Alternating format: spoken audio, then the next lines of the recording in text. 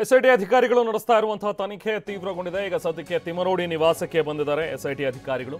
ತಿಮರೋಡಿ ಮನೆಯಲ್ಲಿ ಚಿನ್ನಯ್ಯನ ಸಂದರ್ಶನ ಏನು ನಡೆದಿತ್ತು, ಹಲವು ಚಾನೆಲ್ಗಳಿಗೆ ಈತ 20ರಿಂದ 25 ಸಂದರ್ಶನಗಳನ್ನು ಕೊಟ್ಟಿದ್ದ. ಸೊ ಹಾಗಾಗಿ ತಿಮರೋಡಿ ಮನೆಯಲ್ಲೇ ಈತ ಉಳಿದುಕೊಂಡಿದ್ದ ಅನ್ನುವಂಥದ್ರ ಬಗ್ಗೆ ಆರೋಪನೂ ಕೂಡ ಇತ್ತು. ಇದರ ಬಗ್ಗೆ ಆತನ ಹತ್ರ ಮಾಹಿತಿಯನ್ನು ಕೂಡ ಕಲೆ ಹಾಕಿದ್ದಾರೆ. ಇದೇ ಕಾರಣಕ್ಕೆ ತಿಮರೋಡಿ ಮನೆಯಲ್ಲಿ ಈಗ ಮಹಾಜರ್ ಪ್ರಕ್ರಿಯೆ ನಡೀತಾ ಇದೆ. ಯಾಕಂದರೆ ಇಂಟರ್ವ್ಯೂಗಳನ್ನು ಮಾಡಿದಂಥ ಸಂದರ್ಭದಲ್ಲಿ ತಿಮರೋಡಿ ಅವರ ನಿವಾಸದಿಂದನೇ ಅದು ನಡೆದಂತಹ ಇಂಟರ್ವ್ಯೂಗಳು.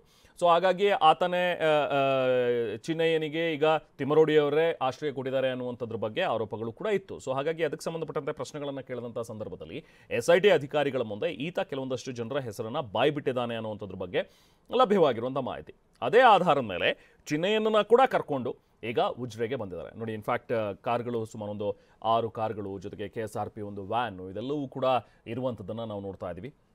ಇಲ್ಲಿಂದ ಮುಂದಕ್ಕೆ ಹೋಗೋದಕ್ಕೆ ಮಾಧ್ಯಮಗಳಿಗೆ ಅವಕಾಶವನ್ನು ಕೊಟ್ಟಿಲ್ಲ. ಸಹಜ, ವಿ ಶುಡ್ ರೆಸ್ಪೆಕ್ಟ್ SIT ಅಧಿಕಾರಿಗಳ ಒಂದು ಡಿಸಿಷನ್. ಯಾಕಂತ ಹೇಳಿದ್ರೆ ತನಿಖೆಗೆ ತೊಡಕ ಆಗುತ್ತೆ ಅನ್ನುವಂಥ ಒಂದು ದೃಷ್ಟಿಯಿಂದ ಯಾವುದೇ ರೀತಿಯಾದಂಥ ಮಾಹಿತಿ ಹೊರಗೆ ಬರದೇ ಇರಲಿ, ತನಿಖೆ ಗೌಪ್ಯವಾಗಿ ನಡೀಲಿ, ತನಿಖೆಯ ವಿಚಾರಗಳೆಲ್ಲವೂ ಕೂಡ ಹೊರಗಡೆ ಬರದೇ ಇರಲಿ, ಅಥವಾ ಅಲ್ಲಿಗೆ ಬಂದು ಮತ್ತೆ ಬೇರೆ ನ್ಯೂಸನ್ಸ್ ಕ್ರಿಯೇಟ್ ಆಗೋದು ಬೇಡ ಅನ್ನುವಂಥ ಒಂದು ದೃಷ್ಟಿಯಿಂದ ಅಲ್ಲಿಗೆ ತಡೆ ಒಡ್ಡಿದ್ದಾರೆ. ಸೊ ಅಲ್ಲಿಂದ ಮುಂದಕ್ಕೆ ಯಾರಿಗೂ ಕೂಡ ಹೋಗೋದಕ್ಕೆ ಅವಕಾಶವನ್ನು ಸದ್ಯಕ್ಕೆ ಕೊಟ್ಟಿಲ್ಲ.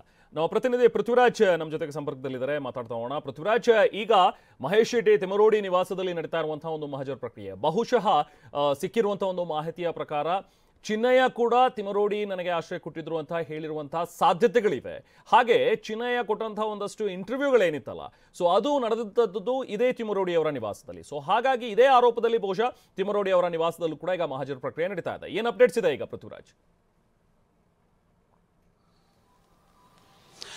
ರೆಹಮಾನ್, ಸದ್ಯಕ್ಕೆ ಮಹೇಶ್ ಶೆಟ್ಟಿ ತಿಮರೋಡಿ ಅವರ ಮನೆಗೆ ಸರ್ಚ್ ವಾರೆಂಟ್ ಅನ್ನ ಪಡೆದಿರೋದು ಅಂತ ಇವಾಗ ಗೊತ್ತಾಗಿರುವಂಥದ್ದು. ಅಂದ್ರೆ ಏನು, ನಿನ್ನೆ ನ್ಯಾಯಾಧೀಶರ ಮನೆಗೆ ಹೋಗಿ ಒಂದು ಸರ್ಚ್ ವಾರೆಂಟ್ ಅನ್ನ ಪಡಿತಾರೆ. ಆ ಒಂದು ಸರ್ಚ್ ವಾರೆಂಟ್ ಪಡೆದಿದ್ದು ಮಹೇಶ್ ಶೆಟ್ಟಿ ತಿಮರೋಡಿ ಅವರ ಮನೆಗೆ ಸರ್ಚ್ ಮಾಡಲಿಕ್ಕೆ ಆ ಒಂದು ಸರ್ಚ್ ವಾರೆಂಟ್ ಅನ್ನ ಪಡೆದಿದ್ದಂಥದ್ದು. ಸದ್ಯಕ್ಕೆ ಈಗ ಸರ್ಚ್ ವಾರೆಂಟ್ ಅನ್ನ ಇಟ್ಕೊಂಡು SIT ಅಧಿಕಾರಿಗಳು ಆ ಒಂದು ಆರೋಪಿ ಏನಿದ್ದಾನೆ ಚಿನ್ನಯ್ಯ, ಆತನನ್ನು ಕೂಡ ಕರೆದುಕೊಂಡು ಹೋಗಲಾಗಿದೆ. ಇಲ್ಲಿ 2 ವಿಚಾರ. ಒಂದು, ಸರ್ಚ್ ವಾರೆಂಟ್ ಅನ್ನ ಇಟ್ಕೊಂಡು ಸರ್ಚ್ ಅನ್ನು ಕೂಡ ಮಾಡ್ತಾರೆ, ಅದ್ರ ಜೊತೆಗೆ ಸ್ಪಾಟ್ ಮಹಾಜರ್ ಅನ್ನು ಕೂಡ ಈಗ ಮಾಡುವಂಥದ್ದು. ಅಂದ್ರೆ ಏನು, ಆ ಒಂದು ಚಿನ್ನಯ್ಯನನ್ನು ಕರೆದುಕೊಂಡು ಹೋಗಿದ್ದಾರೆ, ಸೊ ಅಲ್ಲಿ ಸ್ಪಾಟ್ ಮಾಜರು ಕೂಡ ಆಗುತ್ತೆ. ಅದೇ ರೀತಿ ಸರ್ಚ್ ವಾರೆಂಟ್ ಪ್ರಕಾರ ಮನೆಯನ್ನು ತಲಾಶನ್ನು ಕೂಡ ಅಲ್ಲಿ ಮಾಡ್ತಾರೆ. ಅಂದ್ರೆ ಈತ ಹೇಳಿದ್ದ ತನ್ನ ಮೊಬೈಲ್, ಅಂದ್ರೆ ಕಳೆದ 2 ತಿಂಗಳಾಯ್ತು ಆತ ಇಲ್ಲಿಗೆ ಬಂದು, ಅಂದ್ರೆ 2 ತಿಂಗಳ ಹಿಂದೆ ಆತ ಮಹೇಶ್ ಶೆಟ್ಟಿ ತಿಮರೋಡಿ ಅವರ ಮನೆಗೆ ಬರ್ತಾನೆ. ಸೊ ಅಲ್ಲೇ ಆತ ಕೂಡ ಆಶ್ರಯವನ್ನ ಪಡೆದಿರ್ತಾನೆ.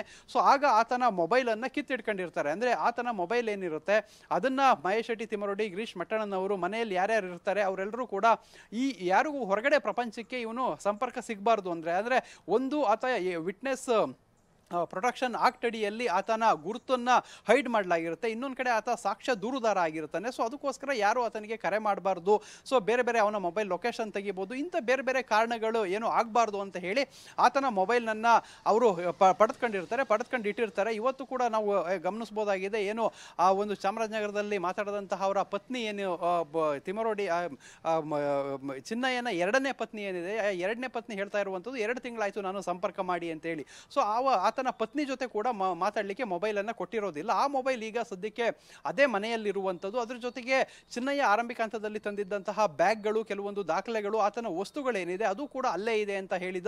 ಸೊ ಅದಕ್ಕೋಸ್ಕರ ಸರ್ಚ್ ಅನ್ನ ಮಾಡಿ ಅದನ್ನೆಲ್ಲ ವಶ ಪಡೆಯಲಿಕ್ಕೆ ಈಗ SIT ತಂಡ ಆತನನ್ನು ಕರೆದುಕೊಂಡು ಹೋಗಿರುವಂಥದ್ದು. ಸದ್ಯಕ್ಕೆ ಅಲ್ಲಿ ಆತ ಆಶ್ರಯ ಪಡೆದಂತ ಸಂದರ್ಭದಲ್ಲಿ ಏನೇನು ಆ ವಸ್ತುಗಳನ್ನ ತಂದಿದ್ದ ಅದನ್ನೆಲ್ಲ ಇಟ್ಟಿದ್ದ, ಆತನೇ ತೋರಿಸಬೇಕಾಗುತ್ತೆ. ಎಲ್ಲಿಟ್ಟಿದ್ದ ಅನ್ನೋದನ್ನ ತೋರಿಸಿದ್ರೆ ಅದನ್ನ SIT ಅಧಿಕಾರಿಗಳು ವಶಕ್ಕೆ ಪಡಿತಾರೆ. ಇದ್ರ ಜೊತೆಗೆ ಆತ ಇನ್ನೊಂದು ವಿಚಾರ ಹೇಳಿರುವಂತದ್ದು ಏನು ಹೇಳಿದ್ರೆ, ಸೊ ಇಲ್ಲಿವರೆಗೂ ಕೂಡ ಅಂದ್ರೆ ವಿತ್ ಮಾಸ್ಕ್ ವಿತೌಟ್ ಮಾಸ್ಕ್ ನನ್ನ ಸಾಕಷ್ಟು ವಿಡಿಯೋಗಳನ್ನ ನಂದು ಮಾಡಿ ಇಟ್ಕೊಂಡಿದ್ದಾರೆ. ನನ್ನ ಪ್ರತಿಯೊಂದು ಹಂತದ ವಿಡಿಯೋಗಳು ಕೂಡ ಅವ್ರ ಹತ್ರ ಇದೆ. ಅಂದ್ರೆ ಆರಂಭಿಕ ಹಂತದಲ್ಲಿ ಆತ ಬಂದಿದ್ದಂಥದ್ದು, ಮತ್ತೆ ಏನು ಪುಣೆಯಲ್ಲಿ ಒಂದು ಅಡ್ವೊಕೇಟ್ನ ಮೀಟ್ ಮಾಡಕ್ ಹೋಗಿದ್ದಂಥದ್ದು, ಮತ್ತೆ ಕರ್ನಾಟಕದಲ್ಲಿ ಒಂದು ಪ್ರತಿಷ್ಠಿತ ಸ್ವಾಮೀಜಿಯನ್ನ ಮೀಟ್ ಮಾಡ್ಲಿಕ್ಕೆ ಹೋಗಿದ್ದಂಥದ್ದು, ಎಲ್ಲವನ್ನೂ ಕೂಡ ವಿಡಿಯೋ ರೆಕಾರ್ಡ್ ಅನ್ನ ಮಾಡಿ ಇಟ್ಕೊಂಡಿದ್ದಾರೆ. ಆ ವಿಡಿಯೋ ಎಲ್ಲ ಅಲ್ಲಿ ಇದೆ. ಅದ್ರ ಜೊತೆಗೆ ಒಂದು 25ರಿಂದ 30 ಕಡೆ ನಂದು ಇಂಟರ್ವ್ಯೂ ಅಂದ್ರೆ ವಿಡಿಯೋ ಹೇಳಿಕೆಗಳನ್ನ ಅವರು ಪಡೆದು ಇಟ್ಕೊಂಡಿದ್ದಾರೆ.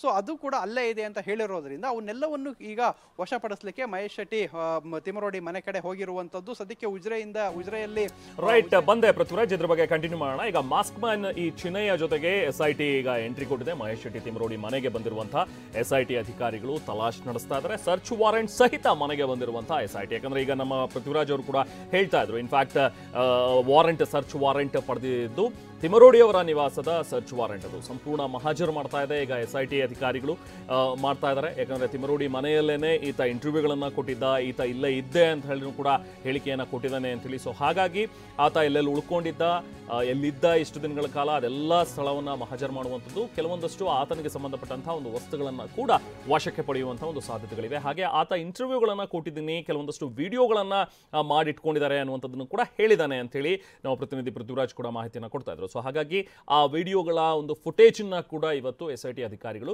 ಕಲೆಕ್ಟ್ ಮಾಡಿಕೊಳ್ಳುವಂತ ಸಾಧ್ಯತೆಗಳಿವೆ. ಸೊ ಇದೆಲ್ಲ ಪ್ರಕ್ರಿಯೆ ಈಗ ಸದ್ಯಕ್ಕೆ ಇವತ್ತು ನಡೀತಾ ಇರುವಂಥದ್ದು. ಇವತ್ತು ಬೆಳ್ಳಂಬೆಳಿಗ್ಗೆ ಫೀಲ್ಡ್ಗೆ ಇಳಿದಿರುವಂತಹ SIT ಅಧಿಕಾರಿಗಳು ಕಾರ್ಯಾಚರಣೆಯನ್ನ ತೀವ್ರಗೊಳಿಸಿದ್ದಾರೆ.